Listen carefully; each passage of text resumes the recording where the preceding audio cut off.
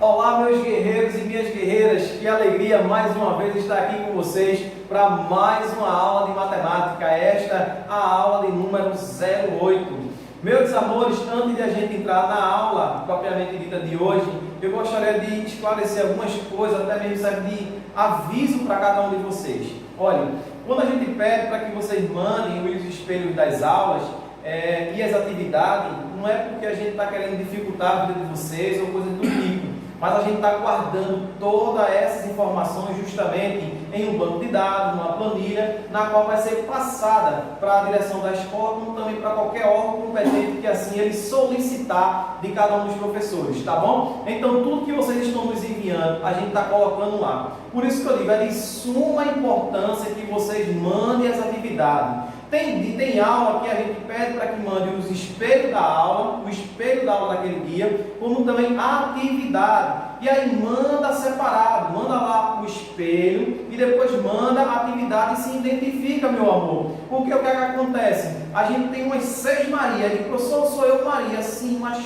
qual? Então a gente pede a vocês, meus queridos, manda o nome completo, manda a turma, manda o número, toda vez quando for mandar, quando for entrar em contato comigo, se identifique para que a gente possa melhorar a nossa comunicação. Eu tenho dito a vocês, estamos juntos desde o início. Vocês têm o meu número, vocês têm meu Facebook, tem Instagram, tem minhas redes sociais por completo, estamos à inteira disposição para ajudar naquilo que for necessário. Agora só peço uma coisa a vocês, mandem também, porque sempre a gente está colocando no grupo dos pais, no grupo dos alunos, deixando a coisa muito transparente, para que todos possam perceber e ver como é que está funcionando. Então sempre a gente coloca lá a planilha para você ver o que é que está faltando. Então, por favor, não deixa de enviar. Tá bom assim? No mais, meu querido, vamos a mais uma aula de matemática. A aula de hoje vai ser uma aula falando sobre princípio aditivo e princípio multiplicativo.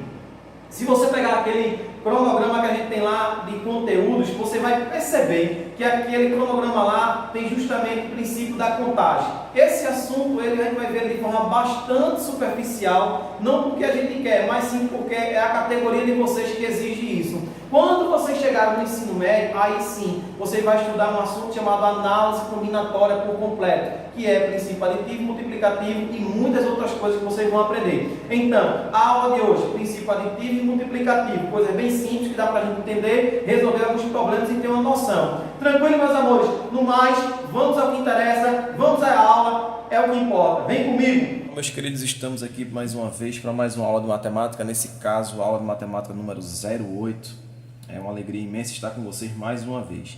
A aula de hoje vai ser sobre problemas de contagem.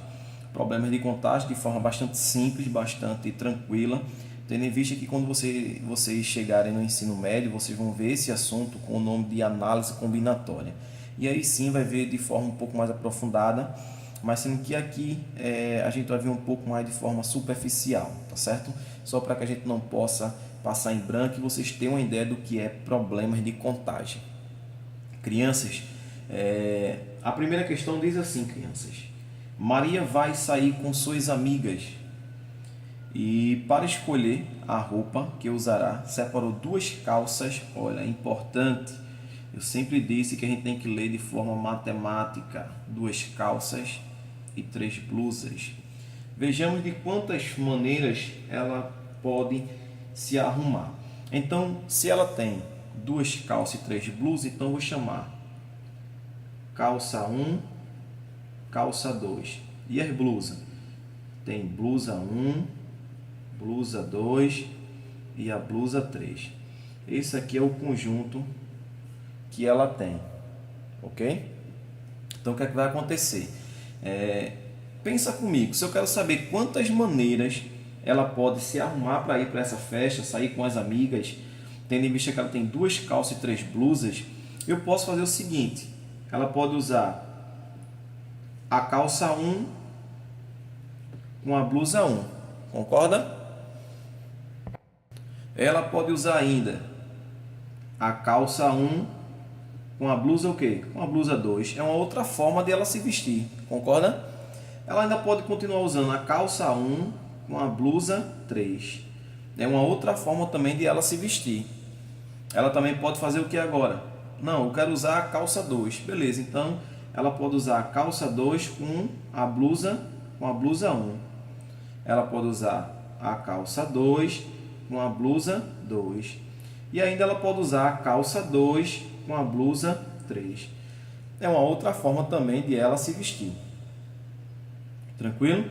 Então, eu tenho calça 1 com a blusa 1, calça 1 com a blusa 2, calça 1 com a blusa 3. Mas ainda eu posso fazer a calça 2 com a blusa 1, a calça 2 com a blusa 2 e a calça 2 com a blusa 3. Então, essas são todas as maneiras que ela tem de se vestir. Quantas, tio? 1, 2, 3, 4, 5, 6. Ela tem quantas maneiras? 6 maneiras de se vestir diferentes. Ela tem 6 possibilidades para ela poder definir de como ela vai sair para essa festa, sair com as amigas. Sendo que essa questão ela é boa porque ela tem apenas 2 calças e 3 blusas. Dá para a gente fazer na raça, como a gente diz, de forma manual, um a um ali, procurando um a um. Agora imagina se você vai fazer um teste aí para entrar num colégio de aplicação, vai fazer um teste para entrar no colégio militar, enfim, vai fazer um concurso público aí futuramente, claro, um Enem. Imagina você tem aí, por exemplo, 10 calças, 15 blusas, né, 10 pares de sapato. Imagina você ter que fazer um a um, concorda? Ia ser extremamente complicado, você ia perder muito tempo, ia terminar a prova e não conseguiria fazer nada. Então, para isso, é o que a gente chama de princípio multiplicativo e princípio aditivo dentro de problemas da contagem, tá certo? Aqui a gente vai aprender os 2 princípios, que é o princípio aditivo e o multiplicativo, onde vai facilitar. Então, veja, a gente fez essa forma aqui, na raça, um a um, para que você pudesse entender a ideia de como é essa contagem. Mas veja comigo, de novo, Maria vai... Deixa eu pegar até uma caneta diferente, tá certo? Maria vai sair com suas amigas para escolher a roupa que usará. Separou 2 calças, então vamos lá. Calças e blusas. Ela tem quantas formas de escolher as calças? Ela tem quantas? Tem 2, tio. 2. E para escolher as blusas? 3. 2 vezes 3, 6. A mesma coisa de forma bastante rápida e prática. Isso a gente chama de princípio multiplicativo. Não precisa você estar sofrendo aqui fazendo um a um. É só entender o princípio, aplica o princípio, procura saber quantas tomadas ela precisa tomar para poder fazer isso. E aí a gente já consegue encontrar a resposta. Tranquilo, queridos? Veja a segunda questão. A segunda questão diz assim: numa confeitaria há 5 sabores de picolés e 3 sabores de salgados. Aí vai dizer, suponha que Maria só tenha permissão para tomar um picolé ou comer um salgado. Quantos são os possíveis pedidos que Maria pode fazer? Eu circulei esse ou aqui porque quando a gente está trabalhando de problemas de contagem, esse ou ele é aditivo, ele é mais. Nesse tipo de problema de contagem, quando aparecer o i é vezes, é multiplicação. O ou é ou uma coisa ou outra. Ou ela vai escolher o picolé ou ela vai escolher o salgado. Então vamos lá. Eu tenho quantas coisas para escolher? Eu tenho picolé e tenho salgado. Então eu tenho 2 casas. Qual é o sinal que vai aparecer aqui, tio? Apareceu aqui ou, então aqui vem o que? Vem mais. Salgado e picolé. Para escolher picolé, tu tem quantos sabores? Eu tenho 5, tio. E para escolher os salgados, eu tenho 3. Opa, 3 mais 5, 8. Quantas possibilidades ela tem para escolher ou picolé ou salgado? 8. Ela pode escolher o P1, picolé 1, né, que são 5 sabores de picolé, o P2, o P3, o P4 e o P5. Aqui são sabores de picolé, né? O picolé sabor 1, morango, coco, leite condensado, cajá, graviola, um exemplo. Ela pode escolher qualquer um desses. mas também ela pode escolher qualquer um dos salgados, o S1, o S2 e o S3. Vamos supor que fosse uma coxinha, um empadão, um enroladinho, qualquer um dos salgados ela pode escolher. No total, tu tem quantas opções? 8 opções para tu fazer justamente essas escolhas. Lembra que quando tiver o i, multiplicação, quando tiver o ou, a gente vai somar. Beleza, crianças? Vamos para mais uma questão. A terceira questão diz assim, ó: quantos números de 3 algarismos distintos podemos formar com 1, 3 e 6? Percebe que ele quer os números distintos, ou seja, o número 111 não pode. O número 131 não pode, porque são números distintos. Aqui pode ser o que? O 136, pode ser o que? Assim por diante, tranquilo? Então, veja, se é um número com 3 algarismos, 3 casinhas. Se as tomadas que eu vou fazer aqui é justamente multiplicação, então para escolher o primeiro número, tu tem quantas opções? Pode ser o 1, pode ser o 3 ou pode ser o 6. Pode ser qualquer um deles, então tu tem 3 opções. Para escolher o segundo número, aqui o primeiro número, aqui o segundo e aqui o terceiro. Para escolher o segundo número, tu tem quantas opções? Tu já escolheu uma, vamos supor que tu escolheu um, só pode escolher quem? Ou 3 ou 6. Tem quantas opções? 2. Tu já escolheu o segundo, só sobrou quantas opções para vocês? Uma. Vamos lá? 3 vezes 2, 6. 6 vezes 1, 6.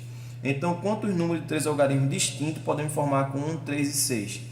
6 números, beleza? É o que nós podemos formar. Então, percebam que com o princípio multiplicativo e aditivo, a gente não precisa estar fazendo 1 a 1. É muito prático. Dá para fazer mais rápido, a gente ganha tempo. Tá certo? Por isso que a análise combinatória é importante para fazer esse tipo de questão. Então, a quarta questão diz assim, ó: quantas senhas com 4 algarismos diferentes podemos escrever com os algarismos 1, 3, 4, 8 e 9? De novo, a senha tem que ter quantos algarismos? 1, 2, 3, 4. Princípio multiplicativo. Então, o que é que vai acontecer? Tu tem quantas possibilidades? Aqui, o primeiro número, aqui o segundo número, e aqui o terceiro número, e aqui o quarto número. São 4 algarismos diferentes. Se eu escolher um, não posso escolher novamente. São diferentes os números, tá certo? Então, o que é que vai acontecer? Eu tenho 1, 2, 3, 4, 5. Para escolher o primeiro número, eu tenho quantas opções? Tenho 5 opções. Se eu já escolher a primeira, para escolher o segundo, eu tenho quantas opções? Tenho 4 opções. E para escolher a terceira, se eu já escolhi 2 de 5, né? Vamos supor que eu escolhi esse, sobrou quanto? 1, 2 e 3. Tenho 3 opções. E agora? Tenho 2 opções. Então, vamos lá. Ó. Quantas maneiras diferentes podemos escrever essas senhas? Ó, 5 vezes 4, 20. 20 vezes 3, 60. 60 vezes 2, 120 maneiras diferentes. Ou seja, tem 120 maneiras para poder justamente fazer essas senhas de forma diferente. Tranquilo? Beleza? É bastante simples. É só você não conseguir entender, volta ao vídeo novamente, tenta refazer as questões, assiste mais de uma vez, porque realmente esse tipo de questões ele mexe um pouco com o raciocínio lógico, bastante, para que vocês possam conseguir compreender o princípio aditivo e multiplicativo. Olha aí, a quinta questão. Em uma competição de xadrez, existem 8 jogadores. De quantas formas diferentes poderá ser formado o pódio? Ou seja, o primeiro lugar, o segundo lugar e o terceiro lugar. Ele quer saber de quantas maneiras diferentes podemos entregar as medalhas, os troféus, enfim. Para eu escolher o primeiro lugar, tu tem quantas opções? Pode ser qualquer um dos 8 candidatos. Ou seja, eu tenho quantas opções? 8. Concorda que se, vamos supor que o José lá ganhou. Se José ganhou, o José não pode ganhar a segunda e terceira, porque ele já ganhou o primeiro. Então, se eu já usei um aqui, eu tenho quantas opções para escolher o segundo? Tenho 7. E quantas opções para escolher o terceiro? Eu tenho 6. Princípio multiplicativo. tá certo? Princípio multiplicativo, e 8 vezes 7 vezes 6 vai dar 336. Tá certo? Ou seja, se eu tenho uma competição com 8 jogadores, eu tenho exatamente 336 possibilidades, maneiras de formar o pódio com o primeiro, segundo e terceiro, né? Vamos supor que a gente tem jogador 1, jogador 2, jogador 3, jogador 4, jogador 5, jogador 6, jogador 7 e jogador 8. Então imagina, jogador 1 é o primeiro, jogador 2 é o segundo e jogador 3 é o terceiro. Primeiro, segundo e terceiro. Sendo que isso aqui é só uma possibilidade de a gente fazer o pódio. Eu posso fazer, por exemplo, com, em primeiro lugar, o jogador 5, jogador 6 em segundo e jogador 7 em terceiro. Primeiro, segundo e terceiro. Entende o quanto vai ser complicado a gente fazer isso de forma manual, na raça, 1 a 1? Ô tio, a gente vai conseguir chegar na resposta? Vai. Mas daqui que você vem listar todas as possibilidades, olha quanto é. Olha quantas possibilidades são. 336 crianças. Então, fazer de forma manual vai gerar um tempo, um desgaste enorme. Então, princípio aditivo e multiplicativo te ajuda muito nesses tipos de questões. Tá certo? É só realmente fazer as casinhas, saber quantos números você vai colocar de acordo com cada questão, faz a multiplicação ou adição e corre para o abraço, não tem problema nenhum. Vamos para a sexta questão de hoje. Um estádio possui 4 portões. De quantas maneiras diferentes um torcedor pode entrar e sair desse estádio? Ou seja, tu tem o portão 1, portão 2, portão 3 e o portão 4. Para entrar no estádio, tu pode entrar por qualquer um. Posso entrar pelo P1, posso entrar pelo P2, posso entrar pelo P3 ou pelo P4. Para mim, qualquer um dos 4. Então, para eu entrar no estádio, eu tenho quantas possibilidades? 4 possibilidades para entrar. Aí ele pergunta, e para sair? Um torcedor pode entrar e sair desse estádio. Ou seja, terminou a partida de futebol. Eu posso sair pelo P1? Posso. Pelo P2? Posso. Pelo P3? Posso. E pelo P4? Se eu escolher o P4, eu não posso mais sair por ele, porque ele diz, um estádio possui 4 portões, de quantas maneiras diferentes, um torcedor pode entrar e sair desse estádio. Ou seja, se eu entrei pelo P4, não posso sair por ele. Eu tenho que sair ou pelo P1, pelo P2 ou pelo P3. Se eu entrei pelo P1, não posso mais sair. Se eu entrei pelo P1, não posso sair pelo P1. Tenho que sair pelo P2, pelo P3 ou pelo P4.